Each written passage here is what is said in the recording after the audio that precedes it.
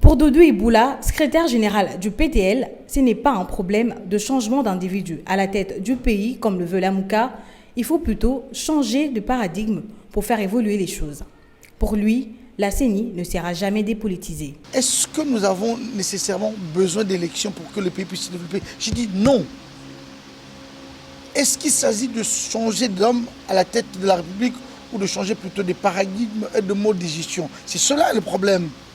Lamouka pose des problèmes sérieux, mais il devine lorsqu'il ne sait pas comprendre que le problème du pays ne réside pas dans l'homme qui dirige. Lamouka ne se bat pas pour la bonne gouvernance. Lamouka se bat pour que des individus qui prennent le pouvoir. La CENI, c'est pour gagner des élections. C'est la politique. Comment vous allez dépolitiser la CENI?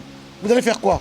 Lamouka doit plutôt actualiser le débat, pense Richilon Toulungu, président de la coalition citoyenne pour le Congo. Pour lui, actuellement, le débat c'est sur la loi électorale, le dossier du bureau de la CENI étant déjà clos. Nous avons évolué sur cette question, mais nous comprenons le souci de la coalition Lamouka et nous partageons aussi leur préoccupation, ce qui est d'avoir des bonnes élections. Nous ne pouvons que conseiller la coalition Lamouka, nous les conseillons de se focaliser sur un débat actuel qui est la loi électorale qui est en train de venir, qui est le mécanisme d'encadrement de ces élections.